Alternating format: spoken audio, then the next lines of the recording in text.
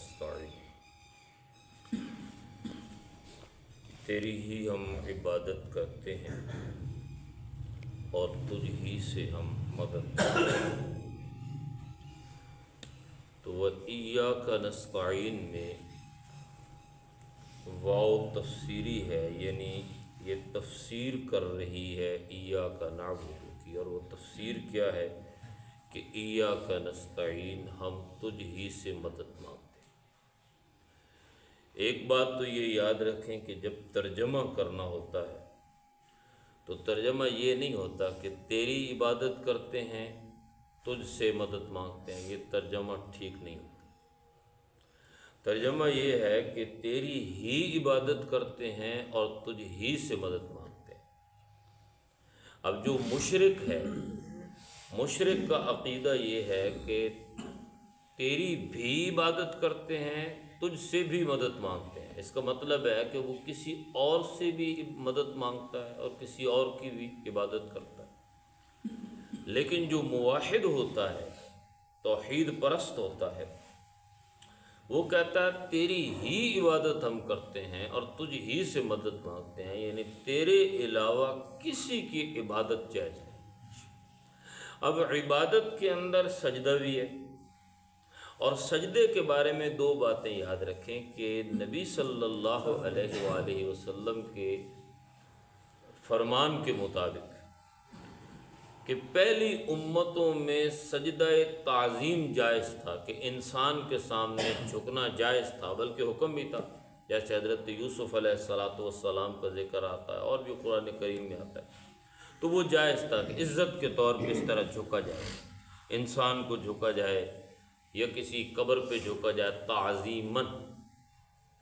لیکن عبادت کے لیے جھکنا اور عبادت کے لیے سجدہ کرنا ہر نبی کے زمانے کے اندر حرام تھا۔ نبی صلی اللہ علیہ وآلہ وسلم نے فرمایا کہ میری امت کے لیے عبادت کا سجدہ کرنا بھی حرام ہے اور تعظیماً سجدہ کرنا بھی حرام ہے۔ اگر کوئی عبادت کے طور پہ سجدہ کرتا ہے تو یہ شرک ہے، کہ کسی قبر پہ جا کے یا کسی بزرگ کے سامنے وہ اس طرح سجدہ کرتا ہے اور عبادت کی نیت سے کرتا ہے تو یہ شرک ہے۔ لیکن اگر وہ کسی مزار پہ جا کے یا کسی انسان کے سامنے تعظیماً جھکتا ہے تو یہ شرک نہیں ہے لیکن حرام ہے، اور حرام خود بہت بڑا گناہ ہے، جہنم تک لے جانے والا ہے، توبہ کے بغیر معافی نہیں ہوتی۔ تو یہ دونوں صورتوں کے اندر جائز نہیں ہے۔ اسی لیے اہل علم نے یہ لکھا ہے کہ کوئی آدمی چاہے جتنا بھی بڑا ہو، اس کو کبھی جھک کے نہیں ملنا چاہیے۔ یعنی ہمارے ہاں ہوتا ہے نا، بعض دفعہ کو بڑا آ جائے تو اس کو اس طرح سلام لیتے ہیں جھک کے، بالکل یہ جائز نہیں۔ تعظیماً جھک کے ملتے ہیں نا، تو تعظیماً تو جائز ہی نہیں ہے اس طرح جھک کے ملنا، بالکل اس کے مطابق اس سے ملنا چاہیے، اس کے سامنے کھڑے ہو کے۔ دوسری بات یہ ہے کہ نبی صلی اللہ علیہ وسلم نے فرمایا اگر میری امت کے لیے سجدہ جائز ہوتا تو میں اپنی امت کی عورتوں کو حکم دیتا کہ اپنے شوہروں کو سجدہ کریں۔ اگر یہ سجدہ جائز ہوتا تو میں اپنی امت کی عورتوں کو حکم دے دیتا کہ اپنے شوہروں کو سجدہ کریں، چنانچہ یہ سجدہ جائز نہیں ہے۔ وَإِيَّاكَ نَسْتَعِينُ، تجھ ہی سے ہم مدد مانگتے ہیں۔ اب جب ہم عبادت اللہ کی کر رہے ہیں تو مدد بھی اللہ سے مانگیں۔ تو میں نے ترجمہ میں بتایا تھا کہ عبادت کا مطلب ہوتا ہے غلامی، تو آپ جس کی غلامی کر رہے ہیں مدد اسی نے آپ کی کرنی ہے، کسی اور نے کرنی نہیں۔ اگر آپ نماز اللہ کے لیے پڑھ رہے ہیں اور مدد غیر اللہ سے مانگ رہے ہیں، تو ایک بزرگ نے تو یہاں تک بھی کہا ہے کہ اگر کسی آدمی سے آپ مدد مانگتے ہیں، ایک مرتبہ تو سے آپ کہتے ہیں جی میرے ساتھ ذرا مدد فرما دیں، تو یہ تو جائز کی حد تک ٹھیک ہے۔ دوسری مرتبہ آپ اسے کہتے ہیں تو یہ اس لیے جائز ہے کہ اس کو آپ نے یاد دہانی کروانی ہے، شاید بھول گئے ہوں، لیکن تیسری مرتبہ آپ اسے کہیں کہ جی میری مدد کرو تو یہ بھی شرک بن جائے گا۔ یعنی کسی آدمی سے بھی اگر آپ کو مدد مانگتے ہیں تو ایک مرتبہ بات کر لیں، دوسری مرتبہ یاد دہانی کروا دیں، تیسری مرتبہ اگر آپ، اس کا مطلب ہے کہ آپ کا سارا جو عقیدہ ہے اسی سے ہے کہ اسی نے میرا کام کرنا۔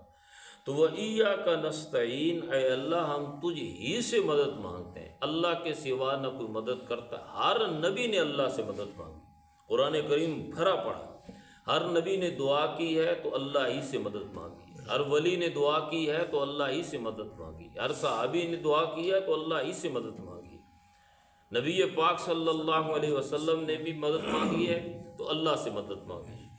تو تعاون ایک دوسرے سے کرنا، تعاون لینا، یہ اور چیز ہے، مدد اور چیز ہے۔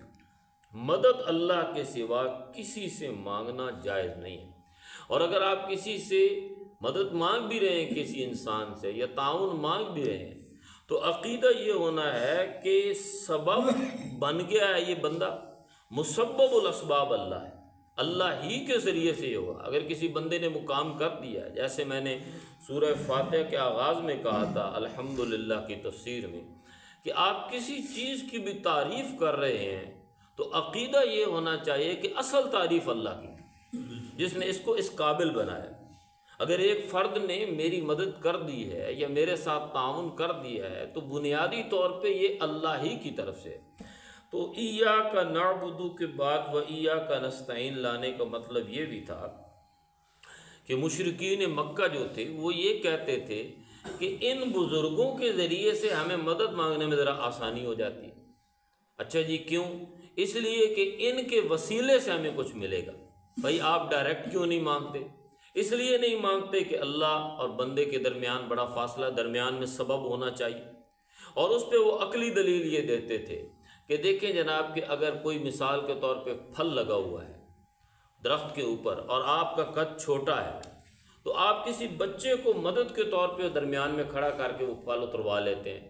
تو اگر ایک بچہ آپ کی مدد کر سکتا ہے پھل اتارنے میں، تو کسی بزرگ کو آپ مدد کے لیے کیوں نہیں کہہ سکتے کہ وہ اللہ سے ہمیں لے کے دے؟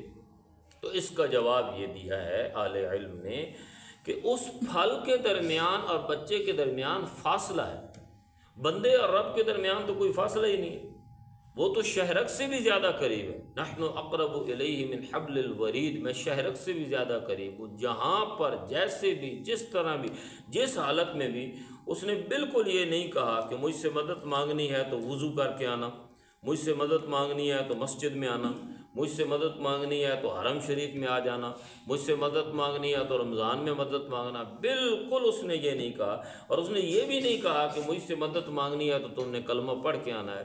اس نے مشرکوں کی بھی مدد کی ہے کہ جب بھی وہ دریاؤں میں اور سمندروں کے اندر، پانی کے اندر وہ ڈوبنے لگتے تھے تو اللہ کو خالص کر کے پکارتے تھے، اللہ ان کی بھی مدد کر دیتا تھا۔ تو اللہ ہر ایک کی مدد کرتا ہے، اس لیے اللہ کو خالص کر کے پکارنا چاہیے۔ اللہ کے سوا نہ کسی کی عبادت جائز ہے، اور اللہ کے سوا نہ کسی سے مدد مانگنا جائز ہے۔ اللہ تعالیٰ کو